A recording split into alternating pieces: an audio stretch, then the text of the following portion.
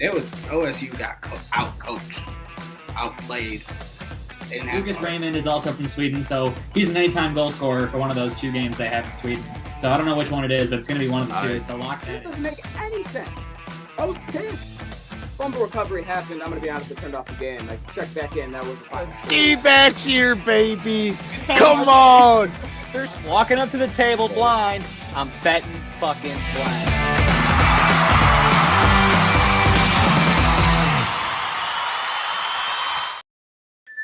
Welcome back to Sharps. Welcome to Sharps Sports Network. We are live on everything except for X because for those of you who do not know, yes, Tyler's finding out right now. I literally just found this out last night. You need a premium account to go live on X right now. I don't know what the dealio is there, but if you go live, it gives you a little error code. It says you need a premium account.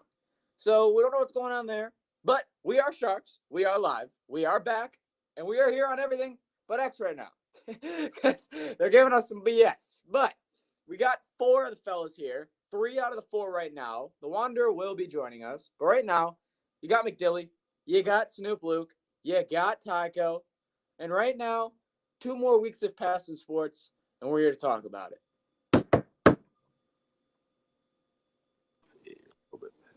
Yeah, so you just found out that X is being a little bitch. I found that out last night. Well, you see, I mean, any type of heads up would have been great, Dylan. I genuinely forgot until you just sent it. Didn't send me the news for today's podcast. Didn't tell me that Twitter fucked up. You're just a piece of shit right now. I'm not. I forgot. You're withholding all of your information. Well, Quite literally all of it. To go back to Dylan's point on, we have no idea what's going on. We do know what's going on. You need a subscription, and Elon Musk is being a greedy little bitch. That's what it is. You need to pay Elon more money. Yeah, because he needs more money. Like, I don't. Maybe I need more money. Tesla needs more money, and he's going to fund it with Twitter. That's it. Time to queue up a 13-leg parlay. It's the only real way to get shit done. Well, like I said, the Wanderer will be joining us. He'll be here in a little bit. But we're going to start things off today in the world of football. Yeah. We actually got a couple of football things here that have been announced or that have been, I guess, news broken, however you want to word it. First things first, this one was kind of shocking. Raiders newly signed a wide receiver, Michael Gallup, has retired from the NFL. This one kind of came out of nowhere to a lot of people. Michael Gallup was a longtime Cowboy who just came onto the Raiders, kind of just retired out of nowhere. Shocked a lot of people. Michael Gallup's injured all the time. Also true. Not really out of nowhere, if you ask me. If you're injured all the time, yeah, well, I've made a lot of money playing football, and I'm hurt all the time, and I don't want to be hurt anymore. Yeah, I'd retire. He didn't even play a single snap. Luke Kuechly was a surprise. Yeah. That's a surprise retirement. This, not as surprising. I think he's injured every single year. It was surprising age-wise because a lot of people are like, really? It seems a little bit young. But then, like you said, when you bring up the injuries, I think that's a great factor. You got your money. That's it. Fuck out of here, man. Go do something else. Go live. Stop dying. Well, I was going to say, does he now stay uninjured or is it just not documented? Look, it won't be documented as far as I'm concerned. I'm not going to be following him around. Well, then that's probably all that he really cares about. Yeah, exactly. Who gives a shit? Next piece of news that we have is the Lions kicker Michael Badgley has significantly suffered an injury that will – I said that wrong – has suffered a significant injury that has taken him out for the rest of the season. Why are we talking about this? Why is it a big deal? Because I'm going to keep harping back to a month ago before we even signed our kicker when Tyler said, sign the UFL kicker, sign Bates, let's get him on the team. Got him on the team. Now our starting kicker goes down. I mean, could you not have joined this any better time? I don't like it. Oh, what? I don't like it at all. This was your idea. Yeah, but he was supposed to be better than the starting kicker that we currently have and then win the job. And because he's better, he's the starter. Not because he's the only fucking option, he's the starter. I don't like that. He has never kicked in college. His only field goals ever were the Panthers. He was 7 for 12 on, like, his kicks over 50 yards. So, like, almost 50%. But you go to Dallas, their kicker, who was never a kicker, played soccer or whatever, 50-yard field goals last year, 10 out of 10. There's levels to this. I wanted him to be the guy that beat out starting kicker Badgley. Because he beat him out, he's a starter. Not because someone died, he's a starter. Hey, to be fair, he could have been beating him out and could have been on top of the depth chart. He was doing good. I heard he didn't miss a kick the first 2 days. That's why Michael Badgley was trying even harder, and that could be why he, got injured, because he was feeling the pressures of going, I'm going to lose my starting job. But I'm uncomfortable. Oh, shit, I'm done for the season. Regardless of why it happened, I'm uncomfortable that he has no, competition to compete with to prove that he's the starting kicker. He's just all of a sudden the starting kicker. I need a couple more kickers to come in here that proves that he's better than. I need that for me. I saw one good kicker on the market. We signed him. We got him. Gotta hope. I gotta hope. Yeah. That's what I mean. To be fair, as soon as people get cut from other teams, that we need to sign a couple.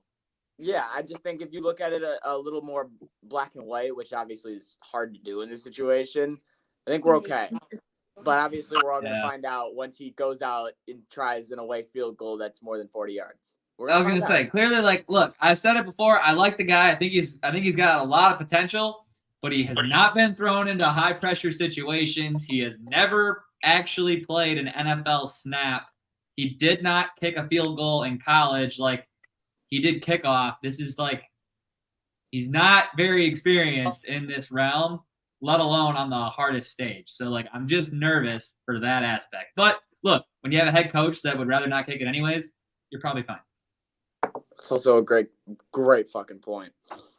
Next thing that we have here is a little bit of rivalry beef, a little bit of got the people talking in the world. All right, so the Raiders and the Chiefs. For those of you who don't know, they obviously have a rivalry. They're in the same This ain't division. even news. This is just the dumbest thing I ever heard the Raiders. Oh, we got to talk about it because this ain't even news. We got to talk about it just because of Mahomes' response.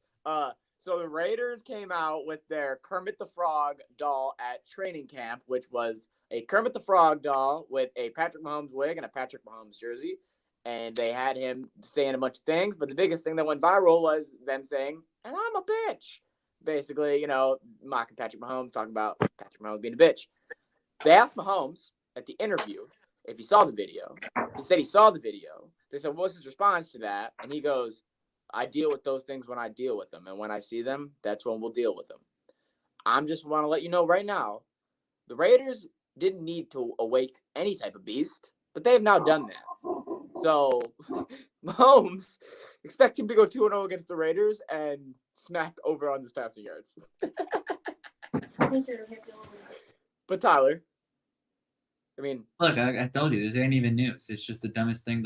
That's what my question to you was going to be. This just pisses me off because it's stupid. Nothing. Patrick Mahomes has done nothing but run the entire fucking NFL, and you're going to come out and mock this man? Nobody fucking mocked Tom Brady with his 7 fucking rings. This man's just going to be the next Tom Brady, and he's getting mocked like he's not the greatest quarterback in the NFL right now. And it's just absurd. So, yeah, there is not a big enough point spread to cover what Patrick Mahomes is going to do.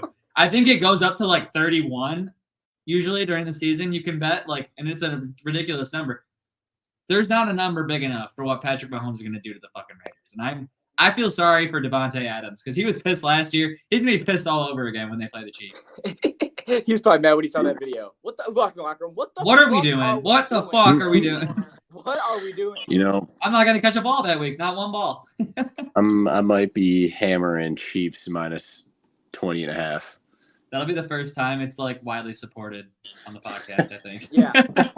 Like, you know what, Luke? That's a good idea.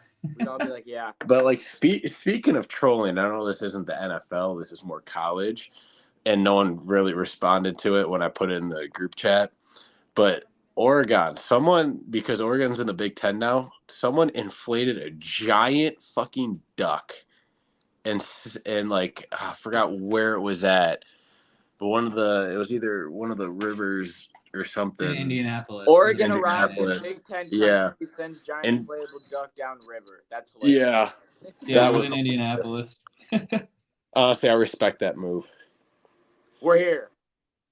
I respect Like it. fuck Power move. you. Fuck you. You're a Big Ten opponent now. Go blue. But like at the same time, I respect that move.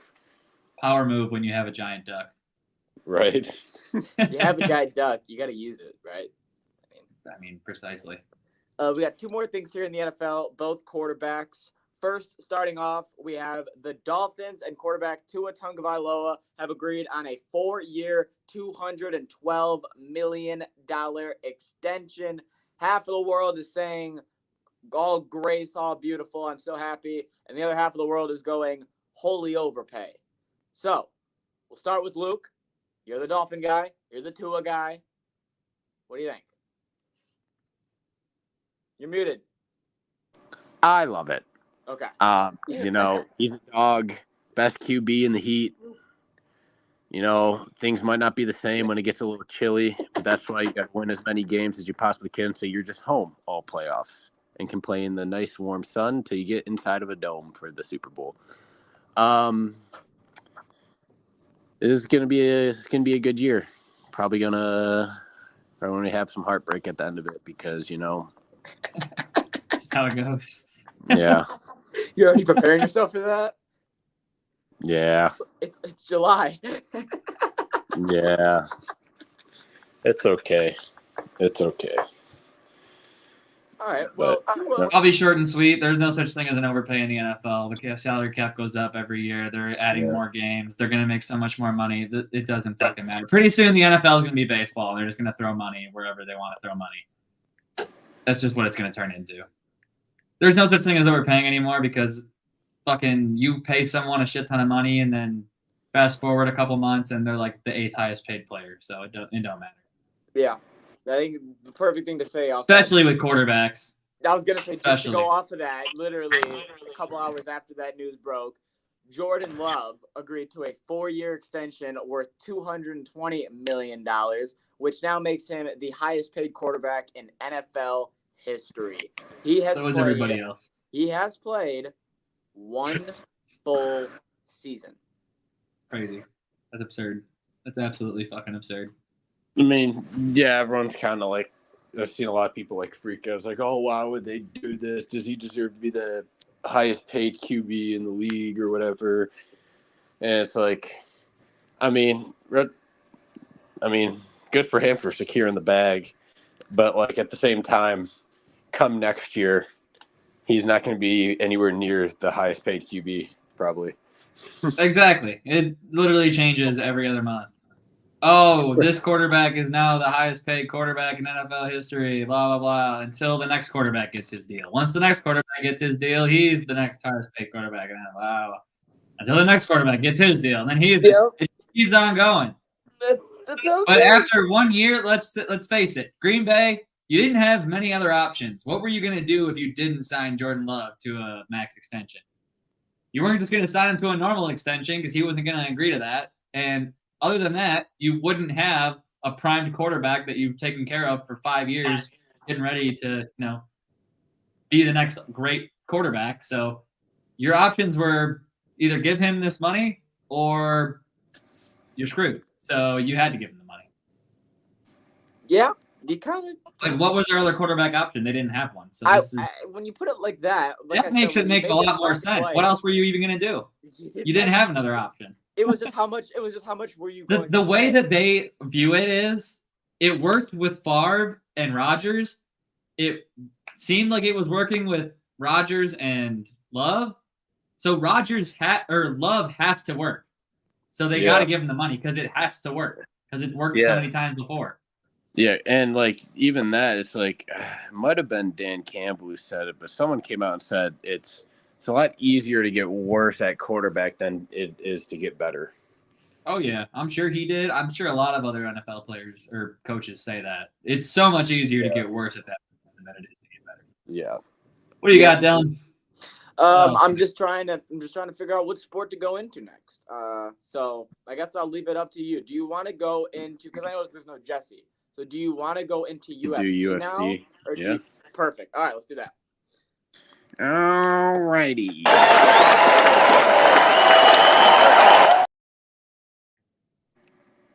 Well, here we are. UFC 304. For the main card tonight, we got for the first fight, it's a featherweight division fight. We got Arnold Allen going against Giga Chikadze. I don't know how to say that last name, but I think you said he's that. there. I think you said that right. Chikadze? Yeah, that sounded right. It's either Chikadze or Chikaz. Don't know. Don't care. Arnold Allen's winning because he's got a hell of a fucking stash, and men with hell of a stashes always fucking win. That might not actually be true. I don't care, but it makes me feel good.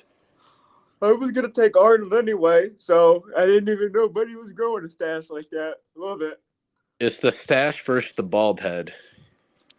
Yeah, I was taking Arnold anyway, because Arnold I know, and Giga, I don't. Fuck. Well, for the next fight, it's going to be in the middleweight division. We have Christian Leroy Duncan going up against Gregory Rodriguez. That's not what? Rodriguez. Rodriguez? Like I guess. It feels like it. I really want to say Rodriguez, but like we're just going with it. Yep, sure, Rodriguez. Yeah. Maybe I'm just a little dumb. Who knows? My brain is saying the same thing, so I'm agreeing with you. That doesn't comfort me, Dylan. It shouldn't. we got two bald guys here. So now two bald guys, so that's even harder to pick. But you know what? Let's take a peek at what DraftKings has them set at, because I did not open DraftKings yet.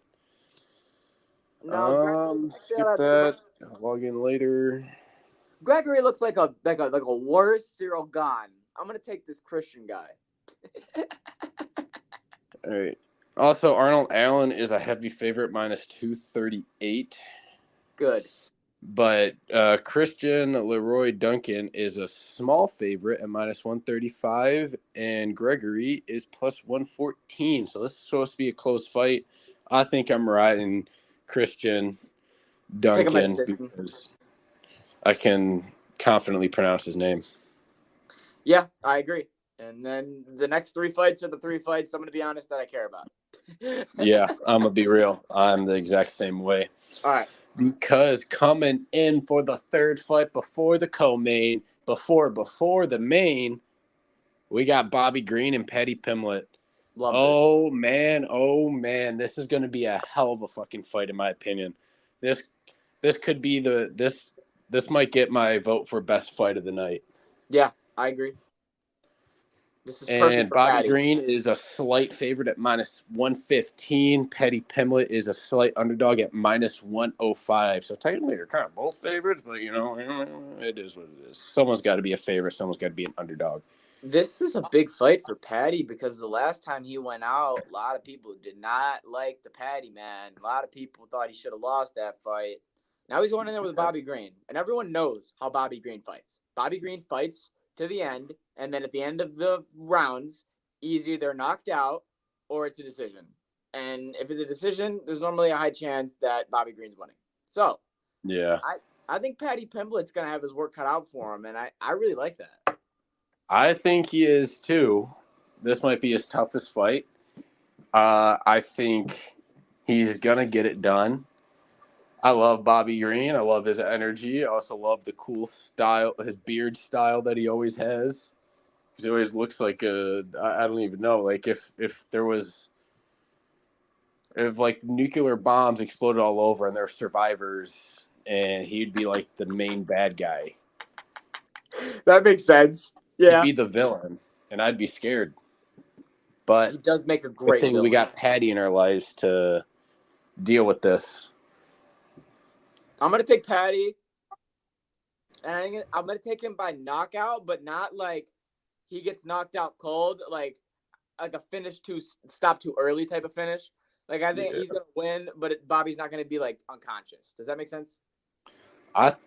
What I think ultimately, I can see this either going to decision, or if Patty is taking this dub, I might have him winning by submission. Submission Patty is the smartest. That is the smartest play here. I'll give you that. Really think I'll give Patty a submission. Yep. Yeah, because if he catches Bobby is cooked. Bobby is, yes. Bobby is not working on his fucking submission game right now. He's working Dude, I on. like it on He's Verdict. good. It doesn't even have Bobby Green on it anymore. It's King Green. This guy's a fucking menace. King Green is great. I love it. Damn, how do you pick a fight where you like both fighters? This is tough. You just pick a decision and then to just beat the shit out of each other. All right. Well, I'm calling Smith and Patty Pimlet. I'm going against all the grains. All right. Well. I mean, I also forgot to mention that's a lightweight fight. Now going up to the co-main event of the evening. The Fat This Boys. is going to be a heavyweight bout between two big boys and big studs. We got Tom Aspinall going up against Curtis Blades. I need an upset. I just need an upset. So I just want to say before you say anything, I'm taking Curtis for the fear fuck of I need an upset. I need a holy shit moment. I feel like I haven't had that yet this year in the UFC, and Curtis is going to give me it. So that's my only reasoning. Yikes. That's my I know. That'd be that's the biggest upset on the card, I believe. Yeah, that's how I'm looking at it, and I need a giant upset. Because Tom Aspinall is minus 395, Curtis Blades is plus 310, but this is the heavyweight bout, and if you would ever bet upsets in the UFC, the heavyweight bouts are set for that. Between you and me, Luke, I don't know how Curtis got this title shot, and I think it has a lot to do with the fact that Tom is currently an interim champion. Dude, I can't even. Oh my god, I want to just take Tom Aspinall's spread, but like, even his minus 5.5 spread for points is minus 350. Yeah. You know what? I'm taking Tom Aspinall. You know, I'm going to take Tom Aspinall, but I'm going to take him first round KO. I mean, that is here's how I look at it. There's no in between here. You're going to get a Tom Aspinall ass beat down, or you're going to get an upset of the century. I don't see this being some decision fight, boring fight. No. Aren't we in fucking where? Abu Dhabi, or we're not, we're international, right? So what I'm saying is that international fights, I think so. Crowds love Tom Aspinall. So that's going to increase his likelihood of getting a knockout. So, well, when you're 14-3-0 and 11 of your wins have come from knockout, it's pretty juicy. I'm going to be honest. You know, I don't know if it's been brought up by you guys just now, but these two have fought before. And Curtis Blades beat Tom Aspinall. Oh, look at that. In a round one knockout, 15 seconds in. Yeah. And I well, it's time for some. This is in England, which is where Tom Aspinall is from. So I may or may not be taking Curtis Blades. I don't care about where they're at. Listen. Nothing. I've seen people get upset with their hometown. And you've seen a lot of revenge fights too, where the guy's got his revenge. And in his hometown, dude, Aspinall might put this away in under 60. Aspinall, Patty Pimblett, and then, well, obviously, the main event world champion as well are all fighting in their hometown. So, I know. That place is going to be Mhm. buzzing. Every time Patty fights, I feel like they just keep him in England because they're like, we know England's going to lose their shit. We know it's going to be a spectacle. And they're smart for doing that, honestly. They are. I'm tempted to even take Tom Aspinall in under 60, but I'm just going to stick with the first round. The first round KO is a smart bet, but yeah, me and Tyler are on Curtis. All right, got like one more that. for this boy. For the main event of the evening, You do it just like Bruce. we got the welterweight division. We got Leon Edwards, the man, the myth, the motherfucking legend, the Rocky Balboa of real life in our generation. Well, probably not our generation, but I'll take it. a little bit older than us, but against Bilal Muhammad. I liked Bilal Muhammad, but now he's become pretty cringe and how he does a lot of things, and he's kind of a boring fighter. But Leon's dealt with worse than this guy. I think Edwards is going to get this shit done. He's going to feel good. Belil reminds me of what's his name? Fuck. Jorge Masvidal. Okay, and here's what I mean by that. You might be mad at me when I say this, but it's the truth. Jorge loves to run his mouth and talk shit about his opponents, but then whenever it comes to a situation of a face-to-face, he's mute. He is behind his 6'7" boys, and then he'll keep talking his shit. Did you see the video of Leon Edwards and Bilal Muhammad when they got into the elevator? Yeah, but here I don't agree with that comparison to Masvidal. Okay, Masvidal, Nate Diaz made Jorge Masvidal look like a little bitch last month, and you can't tell me he didn't. When their bare knuckle fight, when he walked by him in the hallway and he was like, "Hey, whatever you wanted to say it now." And Jorge looked at him and goes, "I don't know what you're talking about. What?" And Nate goes, "Oh yeah, motherfucker, that's what I thought." I lost a little bit of respect for Jorge. Well, for one, it's called mind games. Two, Jorge is not Jorge got one. his ass beat by Diaz. And he's also beat the shit out of Diaz. Actually, I don't think that's true because if you look at the stats and the numbers, I don't know if but Jorge Diaz landed won that one fight. punch. Did you watch the fight, Luke? Jorge landed one punch on the side of his neck the whole fight. That was it. He landed one punch the whole fight. Okay. We couldn't be more off topic. No, it's still we fighting. couldn't. Sorry, but it kind of interloops back. Belil and Leon. I got Leon. I'm taking Leon too. Okay.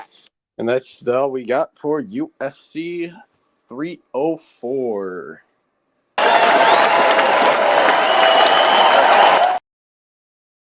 Sports bettors, you need to download Sharps, the better social network. With Sharps mobile app, you can tail your friends' bets with one click. See a bet you like? Just click the whale tail icon and boom, it will open in your corresponding sportsbook. Sharps securely connects to major sportsbooks like FanDuel, MGM, Caesars, and more. So you can not only track your bets, but share your bets in creative ways. So gather the degens, download Sharps for free, and join our fast-growing sports betting community.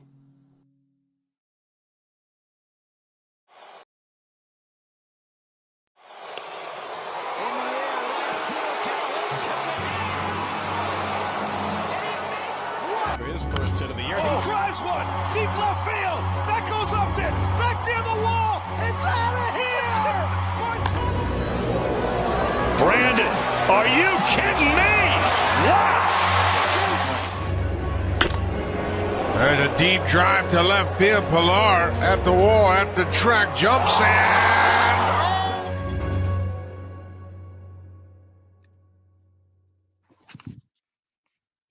I had to go through that whole intro of not sneezing just for it to end to sneeze. That's annoying. Hi, Jesse. How are you? I'm solid. How about yourself? Yeah, you're looking great. You're looking great. I got no boogies. You know, I've been in the gym, but you can't tell. But thanks for the compliment. I thought you looked great, but I'm sorry. You need to back the camera up so I can, There's nothing new here. I'm the same old guy. All right, well, you joined us the perfect time. We're now in the world of baseball. The only thing that happened last week, which we'll just quickly talk about, was the Home Run Derby and the All-Star Game. The American League won the All-Star Game. Jared Duran won the MVP. And real quick, I just want to say, I want to know if you guys agree with me on this take. I feel like the MLB All-Star Game, it's kind of unfair to award an MVP for the game because everyone only gets one at bat.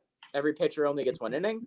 Everyone pretty much only gets one opportunity to do something. So the MVP is basically the player who, in the situation that they had, hit the big hit that was the go-ahead run or the go-ahead homer, or like Jared Duran, he went 1 for 1, 2-run homer, play of the game. And that's just kind of how it's been the past couple of years. What was the score? You were right. That was the game winning run. Yes. Yep, he did it all. Usually, I feel like the MVP got a hit that made the game a win, and therefore they just give it to that person. That's what I'm saying. So I was gonna say, do you feel like that's fair? Like, I understand. Yeah, it's fair because like they got the play, but when you have players that are pitchers, a pitcher can't win. Pitcher's pitching 3 innings. He cannot win. I think he can win. Yeah, when's the last time a pitcher? You can pitch an immaculate inning. I think that's the only To way. end the game. Immaculate inning. The closing pitcher. Closing pitcher throws 9 pitches and gets out of the game. Done. Or MVP. yeah, no, because if he loads the bases, he'd have to get subbed in with the bases loaded Immaculate and inning. proceed to strike out the next 3 people. I think that's the only way a pitcher can get it. But no, Dylan, the MLB All-Star Game MVP is the dumbest fucking thing ever. The only way they could properly award an MVP is if they changed up the whole dynamic of the entire All-Star Game, split every team into like divisions, and they had like 5-inning baseball games, and they played like a tournament on a Saturday, Sunday. Did like a 2-day tournament. Then you could actually give people an actual chance to show that they're the MVP, and then a division wins. Whatever. That's the only way you can do it, though. You have to change everything. I like that. It's stupid. We know the MLB with changing things. They'll do it. They're not good at it. But they'll do it. But they will do it. They don't. Yeah, but they'll do it. But they'll do it wrong.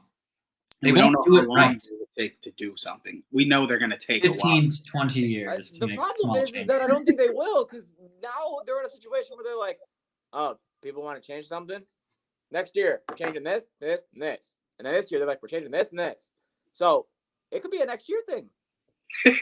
Wouldn't that be something? Dylan, I don't think I don't think we have the ability to talk to the right brand people new here. All-Star you game. know good I and will give well. you all the credit, Maybe that's just Tyler. me. I will give you all the credit. If next year, like, we got a new All-Star Game format. If they do it anything like the NHL, I'll take all the credit. If they do anything new, I'll give you credit. Yeah. Take that. And since I'm going to hop out of this segment, I'm going to take my credit for picking the Home Run Derby winner right now. You're welcome. And that was going to be And my that's next all. point. Teoscar Hernandez won the Home Run Derby. Can I just say this? I've watched a lot of Home Run Derbies in my day. This was the worst. This was not even closely. This was not even comparable. The worst. It was very bad. The people that we didn't think should have been in the Derby made it to the finals. The people that we thought were the easy favorites hit 10, 11, 12 home runs. I'm looking at you, Gunnar Henderson and Pete Alonso. What the fuck was that? And then you got people like Alec Boom, who have 11 home runs on the year. That's how many fucking Pete Alonso hit in the Derby. And Alec Boom is 27 homers his first time. Goes all the way to the fucking finals. And we got Bobby Witt Jr. and Teoscar Hernandez in the finals. Sorry, semifinals. Who the fuck would have predicted that? Tyler, you don't count. You predicted Teoscar, and I'll give you that. But majority of people did not see this coming. Especially Bobby Witt Jr. The thing was, I don't know how Bobby got there. No idea. He was just cranking it.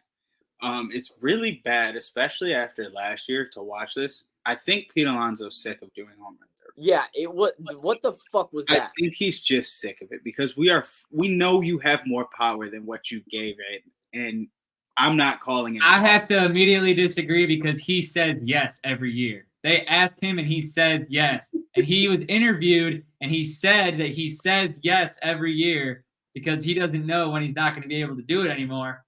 And when he got asked the first time, it was like his childhood dream to be in the Home Run Derby.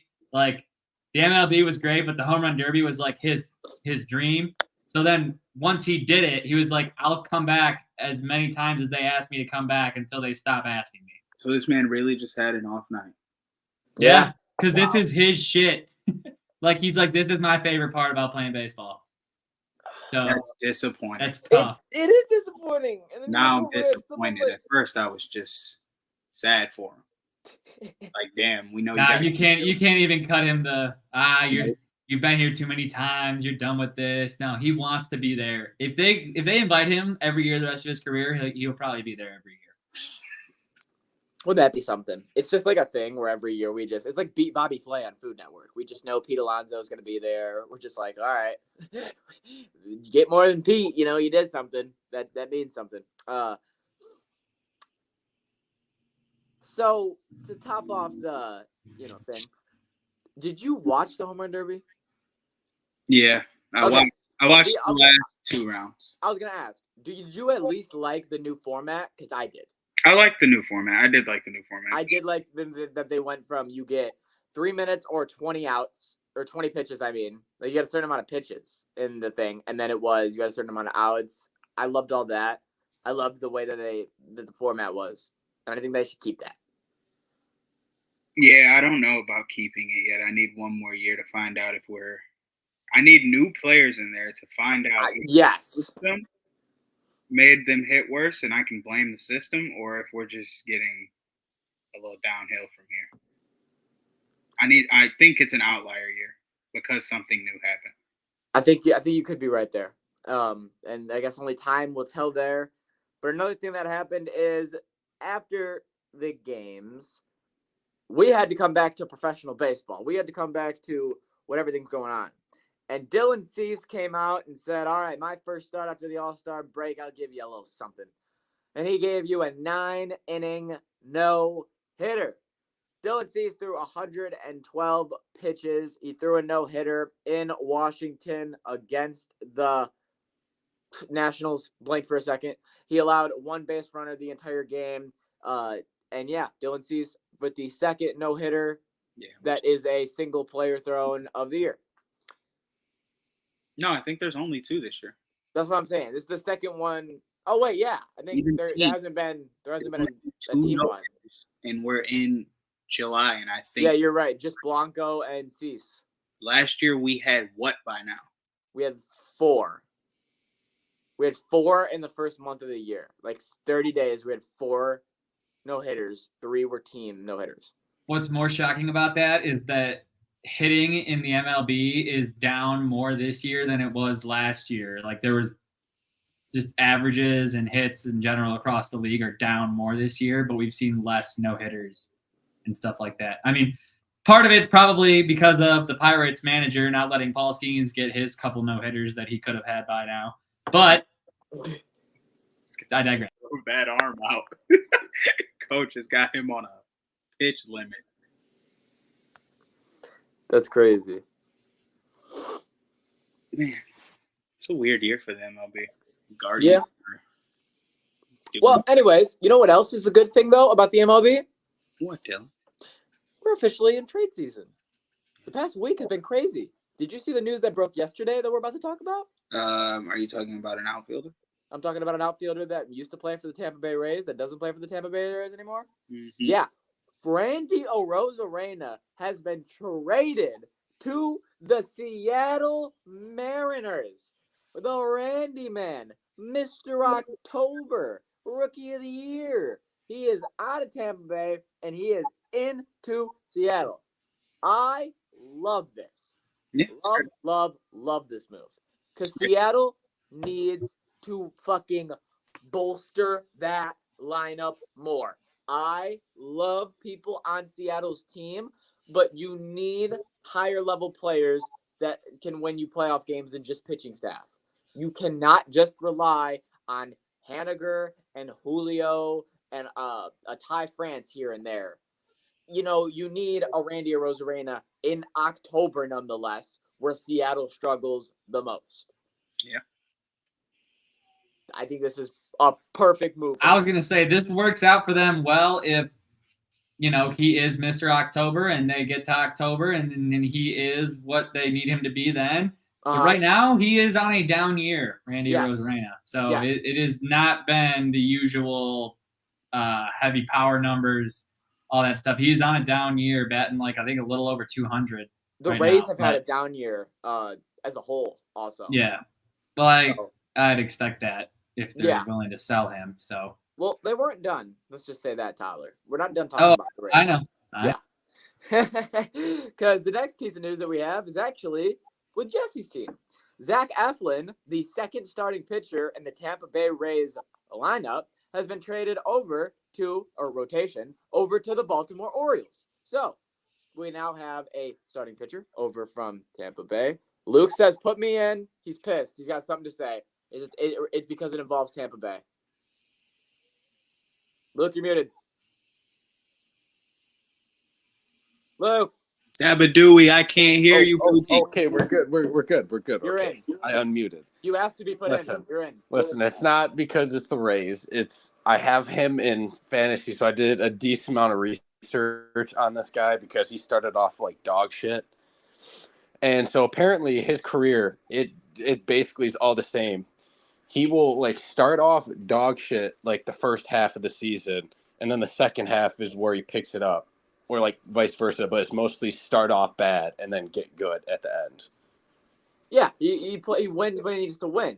He plays to win when he needs to win. Yeah. So that's a smart move to grab him now. Yes. You can this get is him the for a perfect- lower cost, and now he's about to start ripping. I agree. I think Because he's been getting pretty hot the last month. yes, and this is the perfect time that you want to grab him. You want to grab Randy at the end of August. And He just they has grabbed to him right do- before August. He just did so bad at the start that he has to do a lot of work to pick up those numbers on the stat line. Yeah. But you're the Tampa Bay guy, so does this suck a little bit for Tampa Bay? I mean, It does. I mean, we're not doing too hot, so maybe it's time to, maybe sell a couple guys, maybe grab some prospects, start a small little tiny rebuild, not no Detroit Tigers rebuild, but a normal 10-year rebuild. like 10, 15, 20-year rebuild. It might be. But That's all I really had to say to give some insight on Context that. on Randy. Yeah. I appreciate it. I appreciate you, Luke. Well, like we've seen with Corbin Burns, Baltimore Orioles are a nice change of scenery. Yes, I agree. And if you want to get your pitching, if you want to get your pitching numbers back to where they need to be, I think Baltimore is a great place to be. I agree. Next thing, nope, don't give a fuck about AJ Puck. Sorry, buddy, but you're just not that important. Isn't he like 38? Yeah. This one is important though. The Philadelphia Phillies acquired Austin Hayes from the Baltimore Orioles for Sir Anthony Dominguez and Christian Pache. I just want to say this. You guys got fucking fleeced. Listen, Hayes is a killer. Hayes You guys is a got fleeced. killer, but we did not get fleeced. You did get fleeced. You want to know why we didn't get fleeced? Why? Because you got Because Sir Anthony Dominguez? Which has been a solid relief pitcher. He will not do shit. Sir Anthony Dominguez is injury prone. Watch. It's Baltimore. Watch. He will get injured. Watch. When we need him I in know. October, he'll be there. Also, your bullpen right now has a problem with getting hurt. Yeah. So why would you bring in an injury prone motherfucker? Because John Means got hurt too. And we might just want Sir Anthony to extend himself a little longer so that John can come back. I like Christian Pache. Why do you think we got somebody else? Pache. We didn't just get Dominguez. We also dealt with the Rays. Yes. You guys got We Zach might Eflin. try and We talk talked to about that. Yes. Tigers about Scooble or Flaherty, even though we had Flaherty and he wasn't acting like You this. guys actually, you just let the Tigers and the White Sox go to AAA and scout all of your top prospects. Jackson Holiday, all of them. Like, you just let, it was the Tigers, White Sox, and one other team. So what that tells me is, if there's a big player on the deadline, they're ready to give up their top prospects to get that superstar. So I want it to be known first off, just to anyone that might not be very MLB educated. Anybody, and I mean anybody, can buy a ticket to any game and go scout any team. You don't have to be let in. no, I mean they got You can go do whatever the fuck you want if you're a scout. The Orioles gave them permission to it was a special thing. It was because it was broke on MLB Network. It was like the Orioles gave them they asked the Orioles, hey, can we get special requests? It might have been to interview him or like have a one-on-one with him or something. But like they but they can go to the game and watch the player. Yes, you can watch anyone you want, but stands like they got special and permission take their to do notes. something. I don't remember the details. Sorry, I don't know this. So that's usually where the report comes from. Is a media guy sitting there and he goes, "Hey, there's a scout from the Tigers here," and they go, "Oh shit, really?" Yeah. But the thing with Flaherty in Baltimore is last year when Baltimore decided they wanted Jack Flaherty, he had an ERA over 4. He was not having a good year, and they picked up Flaherty anyways. Correct. Now he's actually having a good year, has an ERA under 3. So this year would actually make sense. I don't think I've ever seen a team trade for the same player 2 years in a row, especially when it didn't work the first year. But it would make more sense this year than it did last year. Last year, it almost didn't make sense. I think it makes more sense this year with the fact he's doing good and the fact our bullpen's kind of gotten thinned out with injuries like Dylan was talking about. But I feel like the hitters that are coming through Baltimore are making the Orioles feel like they might as well just go big. Like, why would we take your second best guy? Like, when it comes to who you want to trade, Take them both. Take them both. Give us the farm. Hey, as a Tigers, I'm thinking, hey, I don't mind the return on that. As an Orioles guy, I'm thinking, hey. We better win the World Series. That's what I'm thinking. We better fucking win. Better. We hand them the farm. We get 2 pitchers. Flaherty's back, throws out in the middle of October, and then next thing you know, we don't win the World Series. I'm pissed. Oh, as you should be. As you should be. But hey, there's only a couple more days left for this to happen. No, Flaherty's back gets thrown out, but guess who's there to save the day? Sir Anthony Dominguez. Continuing. No, he's gonna save you guys for shit. You're ridiculous. All right. What do you call it? Another team that, God damn it, man, they're still just staying in the headlines. They're just staying in the know.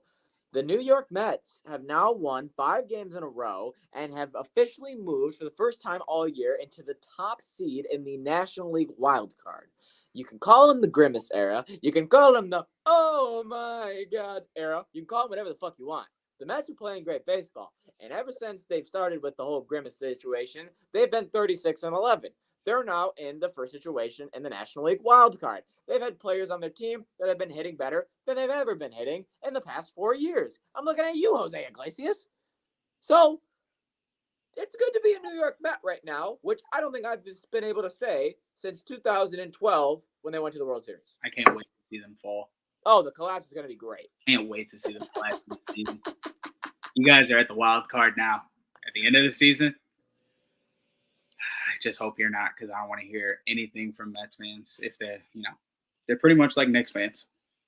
Yes. Well, I mean, Yeah, but it's same colors. like the Same Yanks fans, city. They got a lot of similarities, so I do understand why. But moving over from one team, I wanted to touch on this as well because I forgot to ask you. So the Padres, they threw a no-hitter. They're on a 7-game win streak. They're doing quite. They're playing really good ball. They are. And I'm very curious to know how you feel about it. Same way I feel about the Mets. I can't wait to watch them.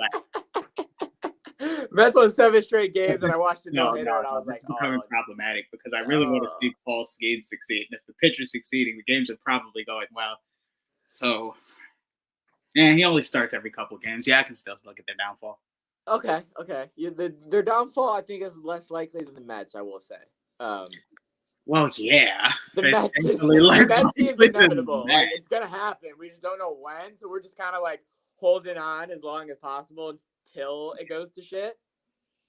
Whereas they're in a situation where San Diego's just waiting for it to go to shit in the playoffs. See, I'm sitting here thinking this is what San Diego's been supposed to be doing, but, they're just not. So I don't want to see them do it.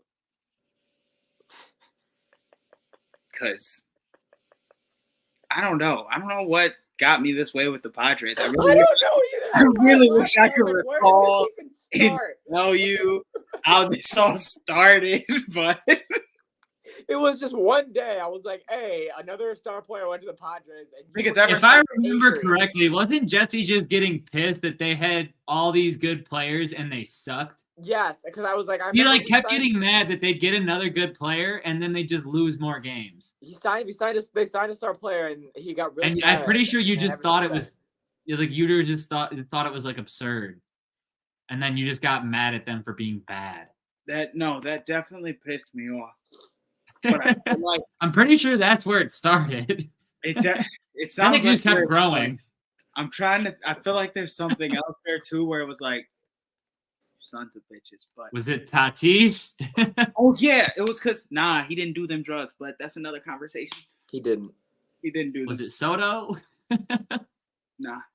What was No. the trigger? I think It was definitely the whole team being good, them being trash, Tatis getting suspended, being a big old ped user, and yeah. Wait, Yeah, you heard me. Big I old thought ped he didn't do it. Wait, I don't know anymore. you just contradicted yourself. No, I'm saying that's what he did. I don't think he did it.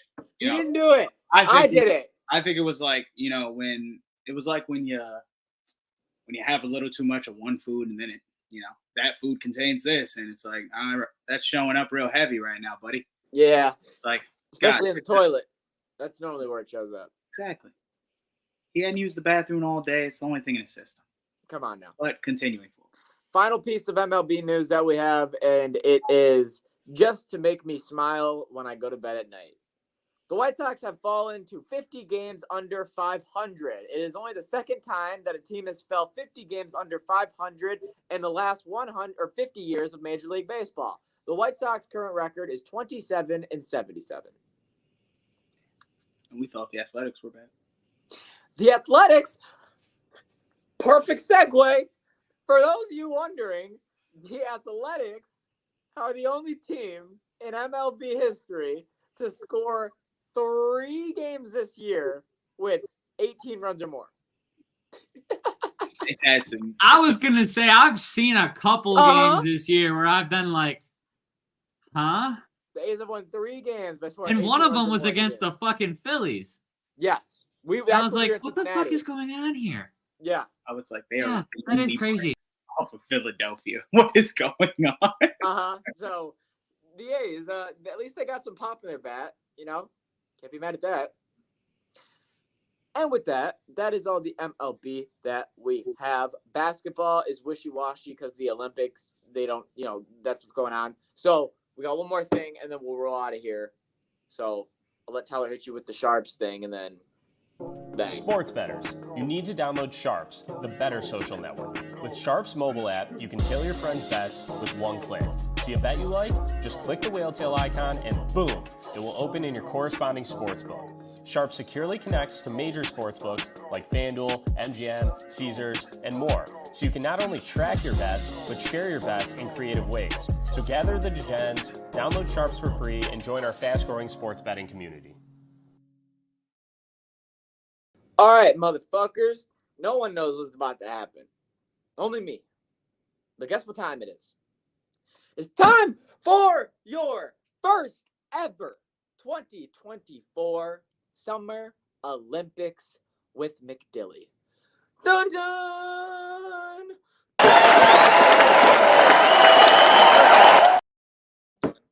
And that I gotta say something because it was a little bit funny about the Olympics because it's in Paris. Don't take my story. I'm talking about the ceremony. Okay. Well, normally you have they introduce all the different countries and all their players or whatever, the competitors that they have. They had a fucking fashion show during the middle of all that. Yep. What? Of course, I mean, I get it's Paris, but like, you really think we care about what? Maybe you should. No, G, we shouldn't. Get a little culture. No, we shouldn't, okay? Because Broaden the horizons. this was the longest acid trip of my life. this was the most confusing opening ceremony I've ever seen in my life. None of this made a lot of sense. And the whole thing was pouring rain. Then they fucking, at the end of it, they portrayed the Jesus picture of like everybody together. And instead of Jesus, it was an obese woman with the Statue of Liberty on her head. I was like trying to connect the dots here, but they weren't connecting in my head. I just didn't understand what we were going for. None of the opening ceremony made sense. It felt like a giant acid trip. The open ceremony was ridiculous. It's like, okay, you see it all the time. It's like every time there's like a fashion show or someone high's doing, or someone like that has like a high brand name or whatever that's doing a fashion show, everyone's all like, what the fuck is this? Who would actually wear this shit? Yes. And so their idea to get all the eyes of attention. Yeah, let's run a fashion show that everyone always makes fun of. Yes. Okay. So that was the opening start of the Olympics. And then they showed everybody from boat to boat, getting fucking covered in rain, soaking wet, on the boat, driving in the water. Just a shit show. Just a shit show, man. And then when it comes to the Olympics, we're not going to cover all the big Olympic things, but there's some things that are going to happen that are either going to be interesting or funny. So I figured might as well take the last couple minutes of the podcast to talk about it.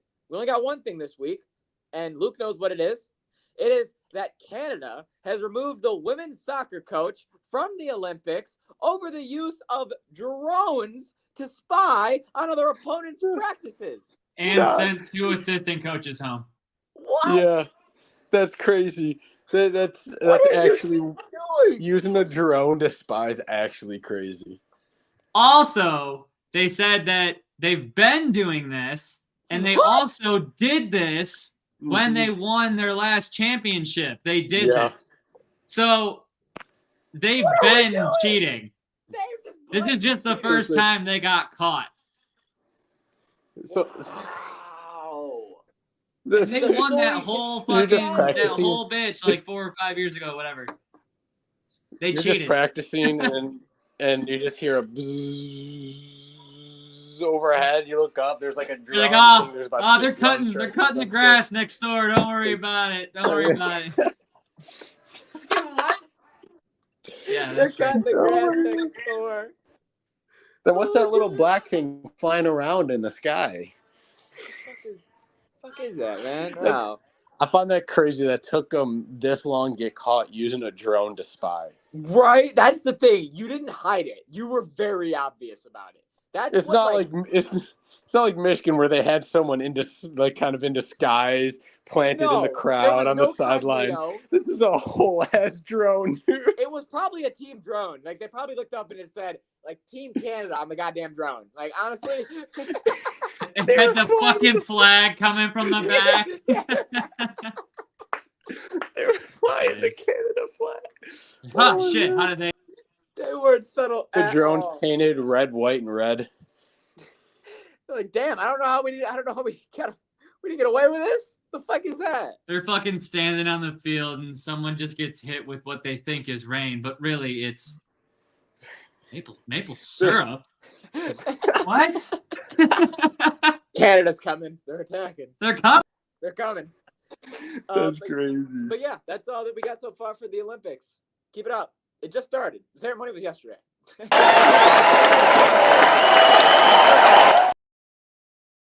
But thank you guys for watching the podcast. If you want to check us out over on the socials, we would appreciate it if you did so. That is at Sharps Network over on YouTube, on X, on Instagram, on Twitch. We'll get this X situation dealt with, but Elon Musk wants to let us live. God damn it.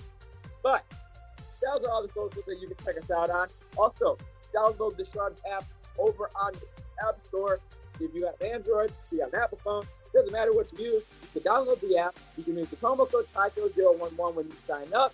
And either way, it'll help you, it'll help us, everyone's happy. The next time we will be live will be next Saturday, same time, to give you all the news that you missed out on. We appreciate all of you guys watching. I'm Mr. Gilly. We'll see you next time. Have a good one. Peace.